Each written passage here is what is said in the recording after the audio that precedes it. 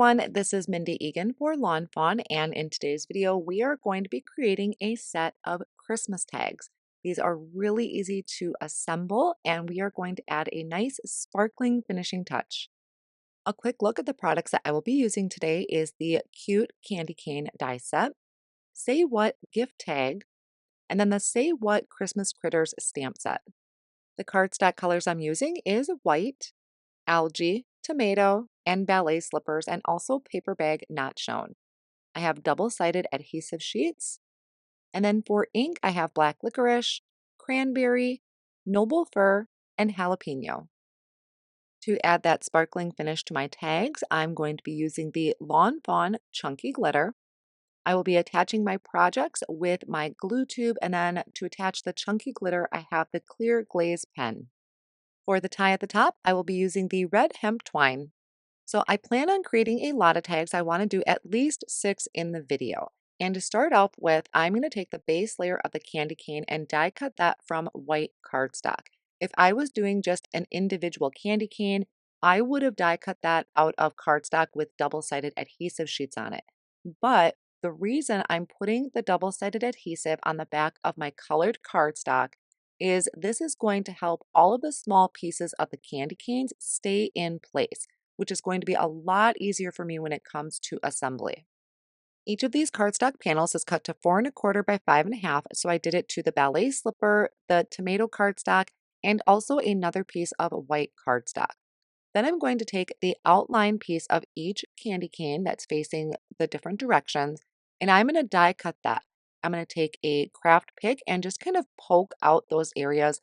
I want to try and keep everything on that sheet as much as possible. Now with the white cardstock, I really only need the outline.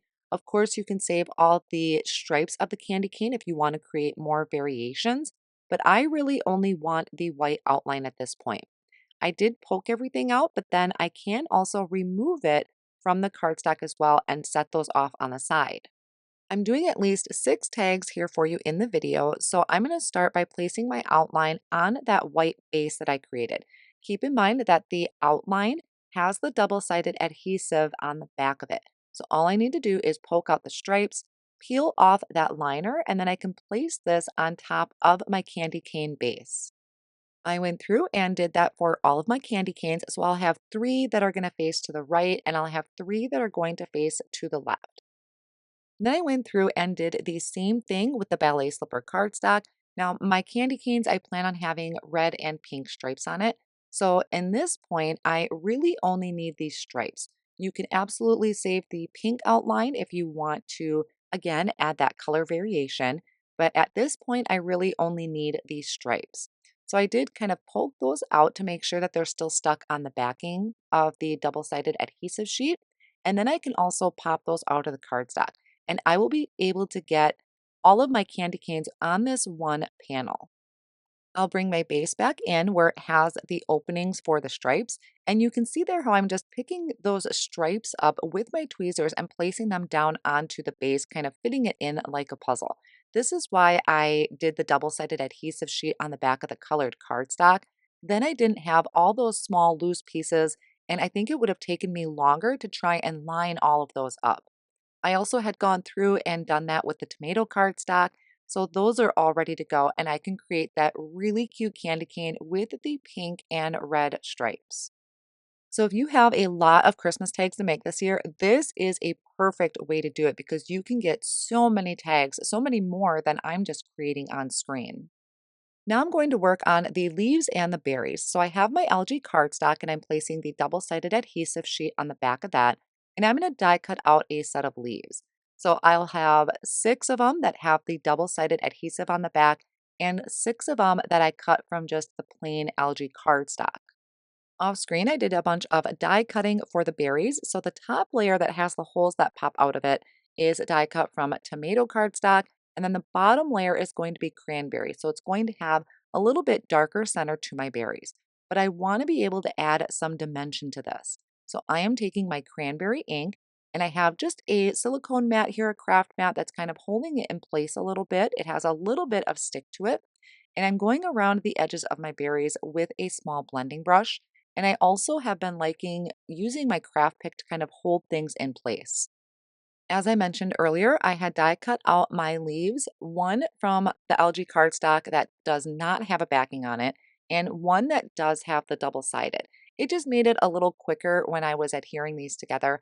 I wanted my leaves to have a little bit more stability behind them. So that is why I layered them up and just went quicker using the double-sided adhesive sheets.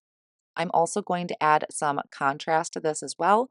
I start out with the jalapeno ink, kind of coming in from the base of the leaves and blending my way out towards the edges. Once I got that base layer down, I came in with noble fir to really add that stark contrast. And so I have a variation of green color here going from the algae cardstock on the tip to that darker shade towards the bottom. I have 6 tags cut out, so I did 6 in white, and I'm also doing 6 in paper bag. So my tags are going to be doubled up. I can then do an assembly line of stamping. So I brought out the paper bag tag and I actually flipped it. So this is the back of that paper bag tag that I die cut. I'm adding the to and from to the back of it. So once I have those lined up straight, I can pick that up with the door of the MISTI. And then I'm going to ink this up in black licorice ink. And I'm going to stamp it down twice to make sure that that is a nice crisp impression. So since I have my stamps in my MISTI already and it's set up, I can go through and stamp the remaining back of the tags.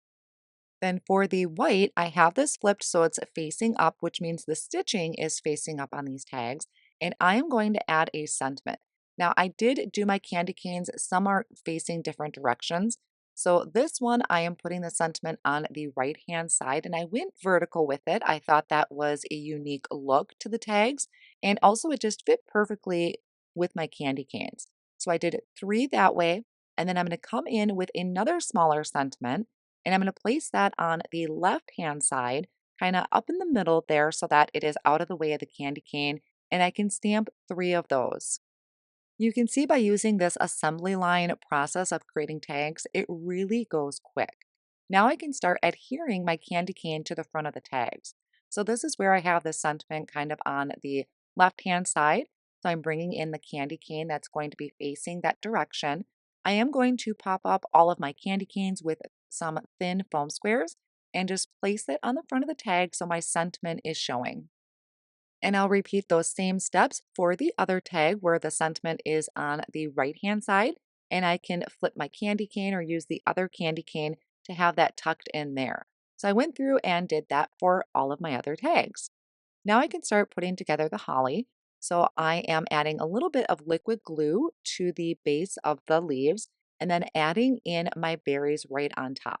The glue tube, the liquid glue is really good and it'll secure everything together really well. And once I have all of those leaves put together, I'm going to add them to my candy canes. Then I'm going to come in and do that red hemp twine. I did not measure out exactly how much I used. I kind of eyeballed it. When I was trimming it, I just made sure I gave myself enough room to be able to tie a knot. I do end up trimming off quite a bit. So once I trimmed that out, I'll say maybe 8 inches, maybe 10 inches. And then I fed it through both holes of the tag. And then I'm coming through and pulling that through my loop. So that kind of gives it a little bit of security at the top, but I'm also going to go ahead and tie a knot there. And I kind of use my finger to push that knot down towards the top of the tag. So that's really going to secure that hemp in place where it won't come loose. Then I can go through and trim off any of the excess. Depends on how long you want your string to be at the top. Now to really jazz these up, I am going to be taking some of the clear glaze and I'm adding that to one side of the leaves. I'm going to do a couple of them at one time because this does take a while to dry. So you do have some time in here to do multiples at once. I'm going to sprinkle on the chunky glitter, tap off that excess, and now all of my leaves are going to have this beautiful sparkly shine and almost kind of looks like snow sitting on the edge of the leaves. If you didn't want to use the glitter, that would totally be okay. These tags are super cute just on their own with the candy cane. And then one last finishing touch that I wanted to do is adding some white gel highlights to the candy cane. So I am going on the outer edge of the candy cane and adding that to each of the stripes. Again, not necessary, but it just gives everything kind of a nice finished touch and adds that little bit of shine to the candy cane. So I went through, did that for all of my candy canes, and now I'll give you a close-up look at that gorgeous sparkle that that chunky glitter provides. I often forget that I have it, but wow, it adds so much to your projects and really comes in handy during the holiday season. So these are tags that I'm probably going to save and add to teacher gifts. I think they are going to look adorable on a gift bag, maybe a gift bag that actually has a candy cane stripes on it, or even a gift bag that is in that paper bag color.